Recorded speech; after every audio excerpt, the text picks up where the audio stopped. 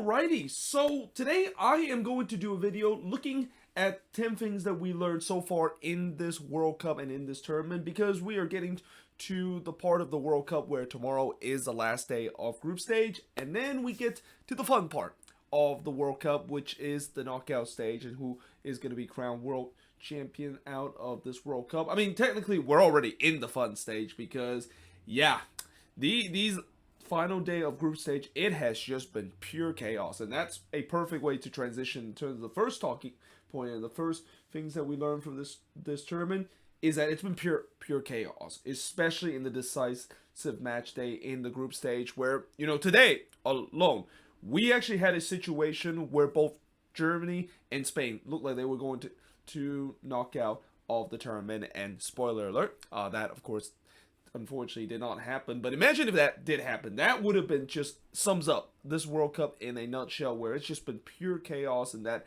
I feel like this World Cup is making MLS a run for its money in terms of the chaos, because we talk about how MLS, there's been some chaotic event and there's some resort that just doesn't make any sense. And here we are in this World Cup. It's the same thing. Like, it all started when Saudi Arabia took that big upset against Argentina, and then next thing you know, that just kind of continued, because we've seen so many upsets throughout this tournament, probably more than we saw back in the 2018 FIFA World Cup. And that because of all that, and also with the way that I had a feeling heading into this decisive match day in the group stage that things were going to be tense, because coming out of day number 2 of the group stage, well, actually not day number 2, but after everybody has played 2 matches in the group stage, only 3 teams has been able to qualify into the next round, and 2 of them were eliminated. So there was still a lot of teams that was actually still in it heading into the final day. And when you have that kind of situation, there's going to be some chaos, and there's going to be some craziness and some tense moment. And that, yeah, we definitely have gotten that, and I won't be surprised tomorrow we're going to once again have that again as the final day of the group stage.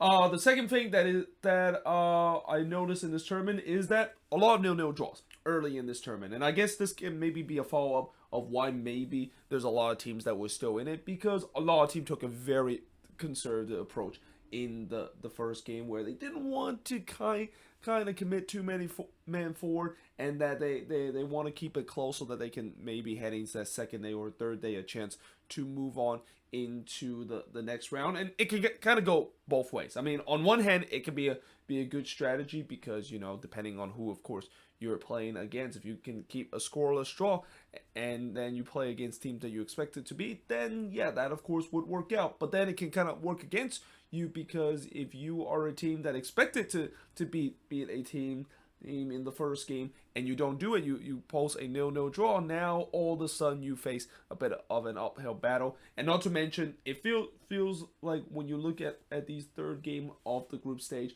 I mean, I know some of these teams suffer some heartbreaking result, but you just gotta feel like for some of these teams, they probably wouldn't have suffered those heartbreaking result if they weren't being too conservative, or just straight out got upset in the first game of the group stage. And that, again, I think this is just an example of the fact that every game in the group stage, it matters. Like, I think some of these teams probably didn't get the memo because of being so conservative in the first game, because once you find yourself behind the 8 ball after the first game, then you are definitely in serious trouble, and in some way you gotta have to kind of win out if you have a chance to move on into the next round. And then the third thing that we learned from this tournament, a couple of the dark horses coming into this tournament kind of gone out with a FUD. So the 2 teams that is a perfect example that are dark horses and that they basically exit the tournament with huge disappointment is Denmark and Canada. I mean, Denmark, I'm pretty sure everybody, including myself, were saying that they're the ultimate dark horse. There could be a team that could do some good things in the World Cup, and it turns out they finished bottom of their group, and they didn't even score a single goal throughout this tournament. I think they're the only team to not able to do that. And in Canada, it's got to be such a disappointment after all the hype that was coming into this World Cup and all the expectation. Well, I wouldn't say expectation, but just kind of that belief that after how this Canadian team had performed in World Cup qualifier, they were going to do some good things in that group, and it turns out that was not the case. They finished with 0 point in that group, and sure, yes, that group that they were in was kind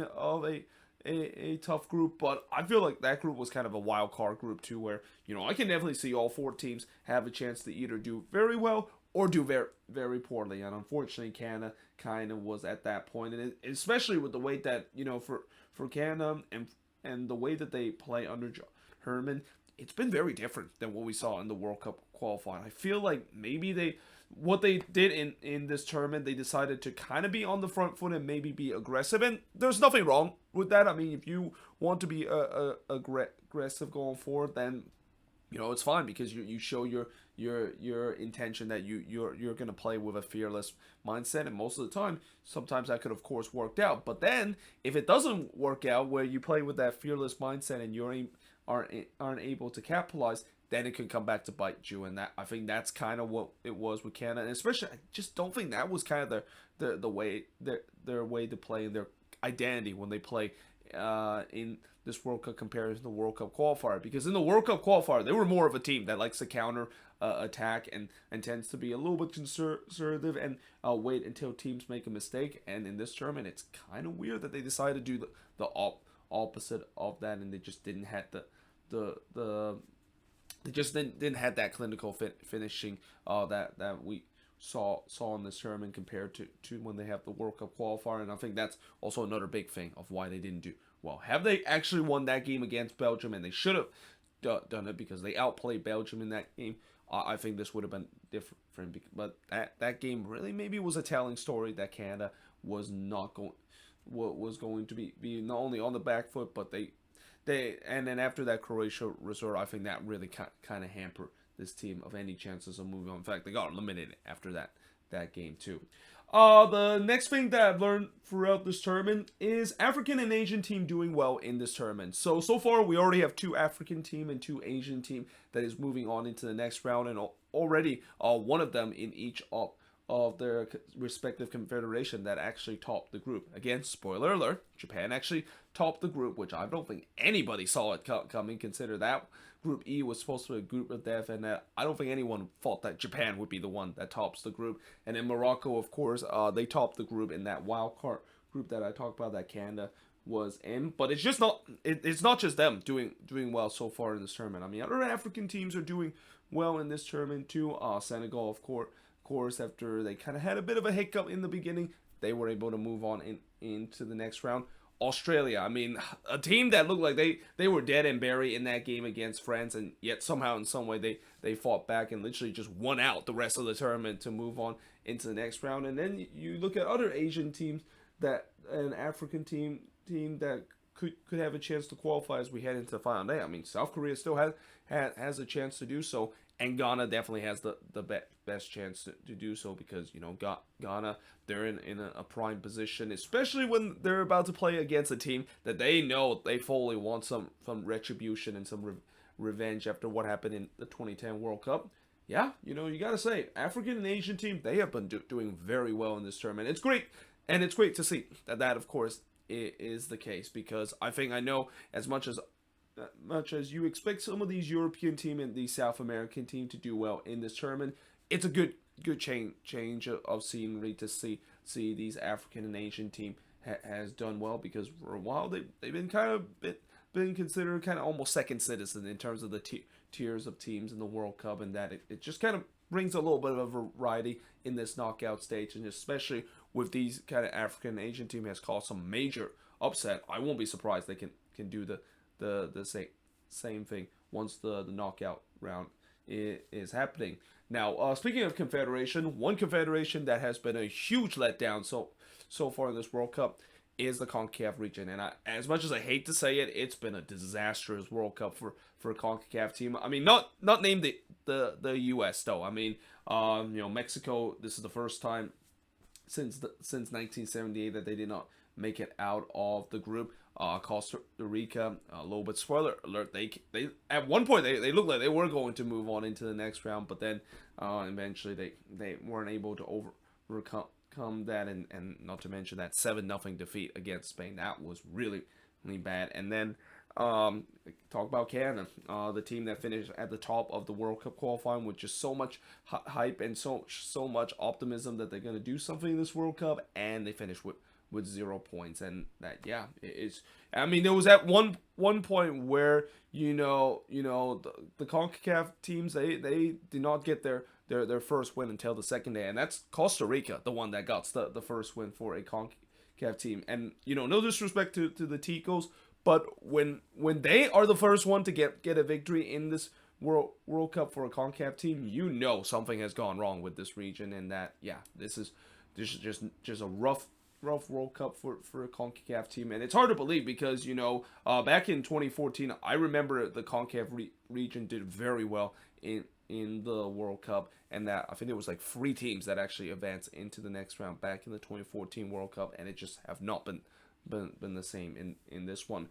But with that being said, the U.S. is kind of the only exception, and they're pretty much now the one that carries the CONCACAF flag as the only team to move on into the next round. And what's shocking about the fact that they're the only team moving on to the next round is the fact that they only scored 2 goals in this tournament and have given up 1, and yet they still make it into the next round. Like, that has to be the fewest amount of goals that you can score to move on into the next round in this tournament, because I don't think anybody has only scored like 2 goals and they still were able to move on into the next round. And that says a lot to do with the fact that obviously the attack was a big issue coming into this, and I think it continues to be a bit of an issue after watching these games that the US have played. But one thing that was an issue that have clearly resolved is the defense and the back line. I mean, there was just so much discussion about the back line and just worry that it's not going to be up to the task. And yet, heading after this group stage kind of match, the U.S. only conceded 1 goal, and that 1 goal was on a penalty in the game against Wales. So technically, they have not given up a goal in open play so far. So yeah, it's a big surprise. Consider that they definitely did not look good heading into this World Cup, especially in those friendly kind of game. But if there's one thing that the U.S. and why maybe there's some optimism that they could actually win a game in the knockout round, is just kind of keep it close. Because if you keep it close like this, like the U.S. have done, I mean, it's not good for the heart of a lot of U.S. fans, including myself, but as long as you keep it close and you're in it, then you have a chance to move on. And that's kind of the philosophy throughout this tournament, where we've seen so many times where the favorites, they get up to that 1-0 lead, but they just never able to pull away and let the underdog comes back into it. And next thing you know, the underdog took advantage of it, and I feel like that could be a case that the U.S. could do so, especially in that game against the Netherlands. As long as they keep it close, they will have a shot of moving on to the next round. Now, moving on into the next thing we learned is Belgium. It turned out they are the big team that suffer a shock exit in this tournament. I mean, there's been a couple of teams that was kind of a surprise that got exited the tournament. I think, again, spoiler alert, Germany was one of those teams that for the second consecutive tournament they did not make it out of the group, which is kind of unthinkable. But I think it's even more unthinkable that the fact that Belgium got knocked out, because this was supposed to be it. Like, this was supposed to be kind of a win the World Cup or bust kind of moment for Belgium, knowing the fact that this might be the last chance the golden generation of this team can actually win something. And the fact that they didn't do that and didn't even make it out of the group, I mean, it is considered a catastrophic failure. And that, again, I think we've seen it every single tournament. There's always that one team that you expect them to do very well, and they're supposed to be the favorites, and they just crash and burn spectacularly in the World Cup. And in this tournament, it's Belgium. I mean, and I think there was hint that was the case. Like, even in their only win of this tournament against Canada, there was alarm bells saying that this Belgium team does not look like the Belgium team that we thought that could go deep into the tournament, because Canada really just outplayed Belgium throughout the entire game, and Belgium kind of got lucky with the way that they able to score a goal against the run of play, because they did not look good whatsoever in that game against Canada. And then the rest of the tournament, they found out in a big way, suffering that loss against Morocco, where they once again got outplayed in that one. And then even in today's game against Croatia, even though they had a big opportunity to do so, and again, spoiler alert, with Lukaku missing a bad miss late in the game. I mean, yeah, this is definitely something that I don't think a lot of people saw it coming, that Belgium would be the one that would be that big team that get exit in the tournament, but here we are. That's of course is the case. And by the way, their head coach Roberto Martinez, he basically did the Tata Martino move, decided to announce that he was going to be leaving the post of Belgium, and rightfully so. I mean, you knew that there was no way he can sustain his job after just an utter embarrassment that Belgium has took in this tournament. And then moving on into now things that we learned, and kind of going back to just kind of general things. Lots of stoppage time in this World Cup, and I've mentioned this many times before. I don't really like it, the fact that there's been just excessive stoppage time. I mean, yes, I get that maybe it gives the fans their money's worth in this tournament, and the fact that it maybe make things a little bit more intense.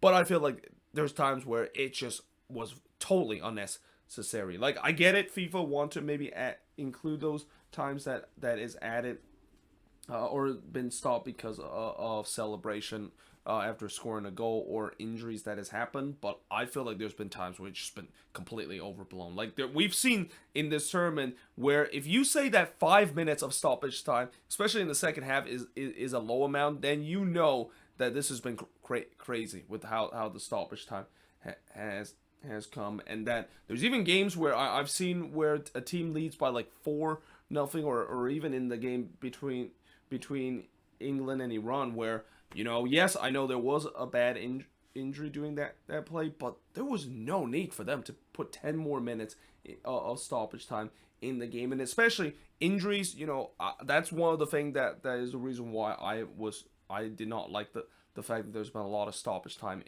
in most of these games, because, you know, you never know, there could be more risk of injuries if you add in extra stoppage time, and especially with the heat and also just the tight schedule.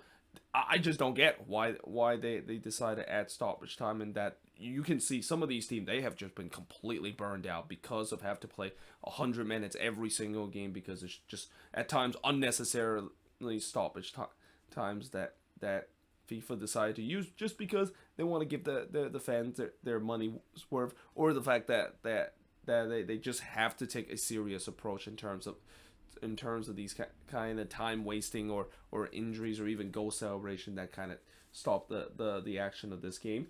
Now, moving on into the other thing that we learned in this tournament in terms of general things is VAR controversy, and I've mentioned it so many times throughout this tournament, and unfortunately we had another one today that we're going to talk about in my review of today's group stage game. But yeah, I mean, VAR, if you thought that in MLS, and how I've mentioned many times that VAR has not been implemented very well. Well, this World Cup, I feel like the usage of VAR is making MLS look like guardian angel or something like that, because of the way that VAR has been used in this tournament, especially with that stupid kind of technology to decide offside kind of call. I think it's just ruined the game. Like, for a long time, there's been kind of a divide in terms of the football community with the usage of VAR, and I think this tournament may be the one that has kind of started to push toward the people that have totally is against VAR. Because, again, you know, I know VAR is supposed to be used to kind of prevent these controversial calls, but instead in this tournament it's just been the complete opposite. There's been just some blatant kind of miscall that VAR has been used, and that it has also kind of caused the effect in terms of the result of this. And again, when you see that happen, and I kind of mentioned this many times in MLS, I hate to see a controversial call by VAR that could kind of turn how the resort is. And the fact that it's just been happening for this tournament, it's very, very sad. And that I just have a feeling they're really getting to that point where I won't be surprised in the knockout stage there might be one very controversial VAR moment, and that the whole one of the nations will go nonstop by saying that, yeah, they got completely robbed because of a bad VAR call. And then last thing to talk about in terms of the things that we learned this tournament is the political talk off the field. I mean, I don't really need to mention too much about this, because this is not a big surprise. We knew that there was going to be some political kind of thing not related to the World Cup that we're still going to talk about. I mean, I'm not going to mention what exactly it is, but you probably know what it is, and that it's just something that I think even if FIFA thought that they were going to escape from that because of the World Cup is happening, boy, they are wrong because of still some major controversy surrounding all the political issue that's going on, and that there's been times where even in some tournament, there's been fans that have expressed their opinions on these kind of political topic. And not to mention, so far I think we have had 3 games that there's been a pitch invader that's been invading the pitch because they want to express their political opinion. So I'm kind of almost halfway in terms of, well, actually I'm more than halfway in terms of making that poll prediction I made before the World Cup began, where I said there's going to be at least 5 times in this tournament where there's going to be a guy that's going to invade the pitch because he's going to take a stance in terms of a political kind of moment throughout this World Cup. And that, yeah, I mean, I knew this was going to happen, and and that's why that, I try not to mention it too much because of YouTube sake. I mean, once you talk about politics in YouTube, it's a death sentence to your channel. But it's something that you can't just ignore it and just think that everything is fine so far throughout this World Cup in Qatar. But there you have it. That is pretty much it in terms of things that I've learned so far in this tournament. Let me know in the comments below what do you think of this video, and as always, let me know in the comments below what are some of the things that you learned so far in this World Cup tournament. But until then, hope you guys enjoyed this video. If you do, make sure you guys leave a like, smash the subscribe button, and yeah, I of course will see you guys next time.